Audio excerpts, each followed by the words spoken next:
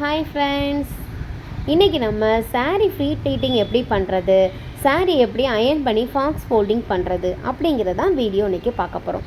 நிறைய பேருக்கு ஏதாவது ஒரு ஃபங்க்ஷன் போகிறீங்க அப்படின்னா அந்த நேரம் நீங்கள் saree கட்டும்போது உங்களுக்கு ஒழுங்காகவே வராது. பல்லு ஃப்ளீட் ஒரு மாதிரி இருக்கும், ஃப்ரண்ட் ஃப்ளீட் ஒரு மாதிரி நம்மளுக்கு புஷ்ஷுன்னு இருக்கும். இந்த மாதிரிலாம் உங்களுக்கு இருக்கிறதுக்கு இனிமேல் நீங்கள் பயப்படவே வேண்டாம். நீங்கள் ஒரு ஃபங்க்ஷன் வீட்டுக்கு போகிறீங்களா, முன்னக்கூட்டியே உங்களுடைய சாரியை ஃப்ரீ ப்ளீட் பண்ணி வச்சுக்கிட்டிங்கன்னா உங்களுக்கு ரொம்பவே யூஸ்ஃபுல்லாக இருக்கும். இப்போ என்கிட்ட வர்ற கஸ்டமர் இப்போது saree கொடுத்தாங்கன்னா நான் எந்த மாதிரி ஃப்ரீ ப்ளீட் பண்ணி அயன் பண்ணி பாக்ஸ் ஃபோல்டிங் பண்ணி கொடுக்குறேன் அப்படிங்கிறதான் இன்றைக்கி வீடியோ மூலமாக இன்றைக்கி நம்ம பார்க்க போகிறோம். ஃபஸ்ட்டு நார்மலாகவே நம்ம saree எப்படி நம்ம ஃபீட்ஸ் எடுப்போம், ஃபஸ்ட்டு முந்தியை எடுத்துப்போம். அந்த முந்தி எடுத்து தான் நம்ம ஃபல் ப்ளீட் எடுப்போம். அப்படி எடுக்கும்போது கையோட அளவை அதை வச்சு நம்ம விரலை விட்டு அப்படி மடித்து அப்படியே நம்ம பல்லு ப்ளீட் எடுப்போம். இப்படி எடுக்கும்போது நீங்கள் சைடு பார்த்தீங்கன்னா உங்களுக்கு ஈவனாகவே இருக்காது, அன்ஈவனாக இருக்கும். இப்படி தான் நானுமே ஸ்டார்டிங்கில் எடுத்து நான் ஃப்ரீ ப்ளீட்லாம் பண்ணி கொடுத்துருக்கேன். ஆனால் எனக்கு அது ஒரு சாட்டிஸ்ஃபேக்ஷன் இல்லாமல் இருந்தது. அதுக்கு நானே ஒரு டெக்னிக் ஃபாலோ பண்ண தான் இன்றைக்கி நான் உங்களுக்கு சொல்ல போகிறேன். இந்த டிப்ஸ் உங்களுக்குமே ரொம்ப யூஸ்ஃபுல்லாக இருக்குன்னே சொல்லுவேன். சாரியை பொதுவாக நம்ம டேபிளில் போடும்போது பேக் சைடு இருக்கிற பொஷன் நம்மளை பார்த்து இருக்கணும், ஃப்ரண்ட் சைடு இருக்கிற போர்ஷன் நம்மளுக்கு டேபிளை பார்த்து இருக்கணும். இந்த மாதிரி டேபிளில் நீங்கள் விரித்து வச்சுக்கணும்.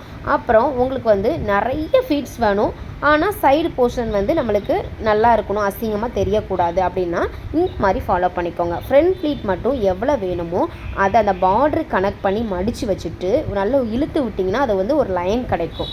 அந்த லைனில் உங்களோட 3 ஃபிங்கர்ஸ் வச்சு அப்படி சாரியை முன்னும் பின்னுமா மடிச்சிட்டு வந்தீங்கன்னா உங்களுக்கு சாரிக்கு ஒரு சூப்பரான ஒரு பல்லு ஃப்ளீட் உங்களுக்கு கிடச்சிரும். அதை அரேஞ்ச் பண்ணி ஒரு பின்னு போட்டு வச்சுக்கோங்க.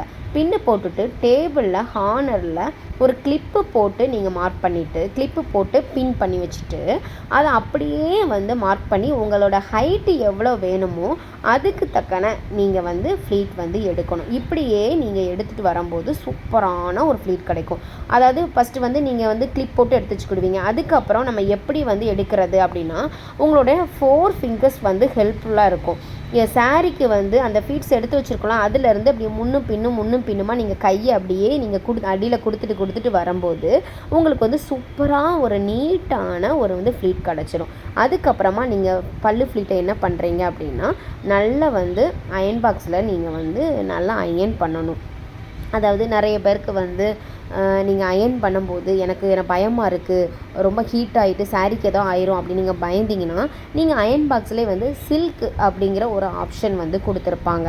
ஆனால் அதுக்கு ஹீட்டு பத்தாது. ஏன்னா பிகினர்ஸாக இருக்கிறவங்க நீங்கள் அதை ஃபாலோ பண்ணிக்கலாம், ஆனால் அது உங்களுக்கு ஹீட்டு பத்தாது. கொஞ்சம் நீங்கள் அதோட ஹீட்டு நீங்கள் ப்ளஸ் பண்ணி வச்சுக்கிட்டீங்க அப்படின்னா உங்களுக்கு ஹீட்டு போதுமானதாக இருக்கும். நீங்கள் எடுப்பிலே ஹீட் பண்ணிவிட்டு அயன் பாக்ஸை சாரியில் அப்படியே வைக்கக்கூடாது. ஏன்னா சாரியோட ஹீட்டு நம்மளுக்கு எப்படி, அதாவது அயன் பாக்ஸோட ஹீட் எப்படி இருக்குன்னு தெரியாது.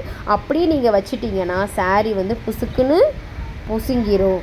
அதனால நீங்கள் எப்போவுமே டேபிளில் கொஞ்சம் அயன் பண்ணி பார்த்துட்டு கையை வச்சு தொட்டு பார்த்துக்கோங்க. ஒரு போதுமான அளவு சூடு இருக்கிறப்ப தான் நீங்கள் சாரியோட பல்லு ஃப்ளீட்டில் வச்சு நல்லா அயன் பண்ணணும்.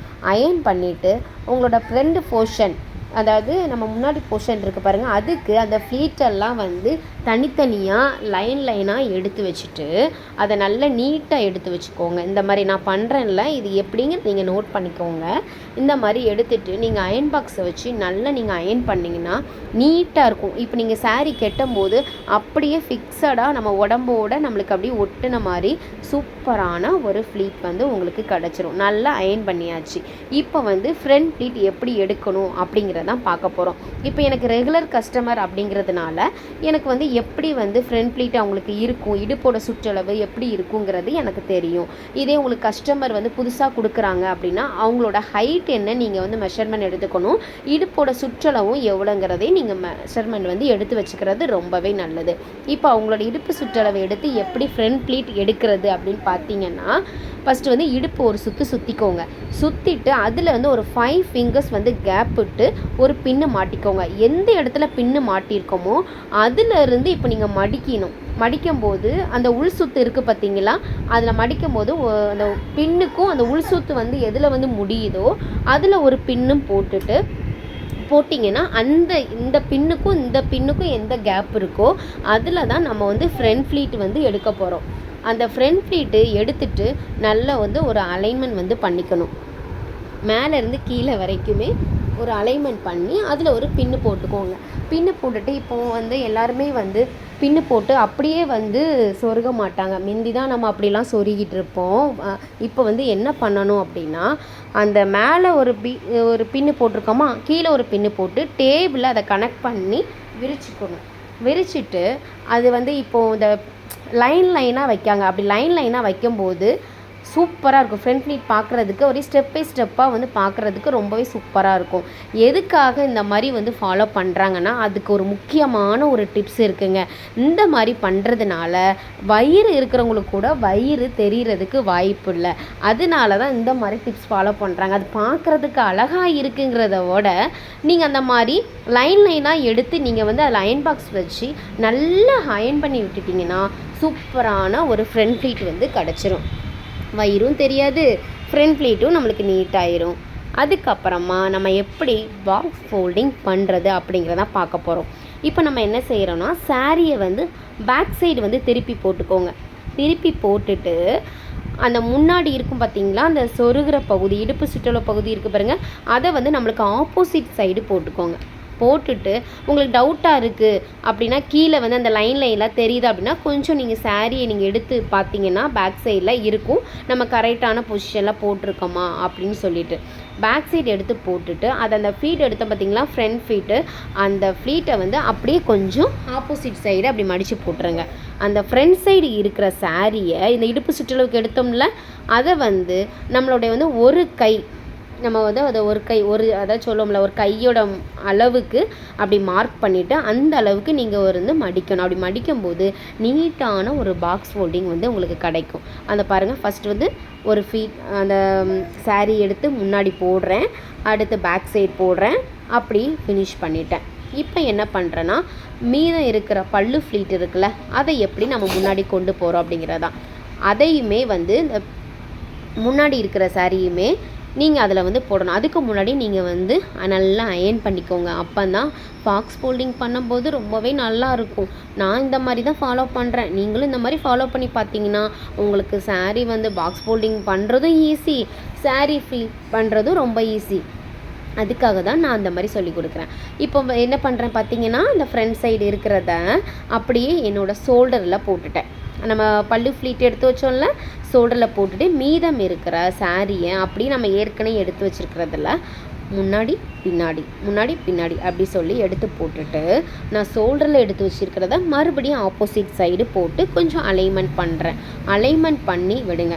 நல்லா அலைன்மெண்ட் பண்ணி விட்டால் தான் உங்களுக்கு பாக்ஸ் ஃபோல்டிங் பண்ணும்போது ரொம்பவே சூப்பரான ஒரு ஃபினிஷ் வந்து உங்களுக்கு கிடைக்கும். அப்போவே வந்து முன்னாடி ஃப்ரண்ட் ஃப்ளீட்டுக்கு வந்து நம்ம ஏற்கனவே அயன் பண்ணி எடுத்து வச்சோம்ல, அதை கனெக்ட் பண்ணி நீங்கள் முன்னாடி கொஞ்சமாக தள்ளி வச்சுக்கோங்க.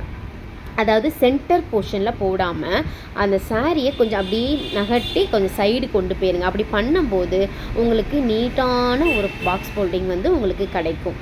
இப்போ நீங்கள் என்ன பண்ணுறீங்கன்னா, அந்த ஃபஸ்ட்டு ஒரு மடிப்பு லெஃப்ட் சைடில், அப்புறம் ரைட் சைடில் ஒரு மடிப்பு, அதுக்கடுத்து ரைட் சைடில் மட்டும் 2 சைடு வர்ற மாதிரி இருக்கும். அதை நீங்கள் வந்து உங்களுக்கு சாரீ பண்ணும்போது எப்படி வருதுன்னு பார்த்துக்கோங்க.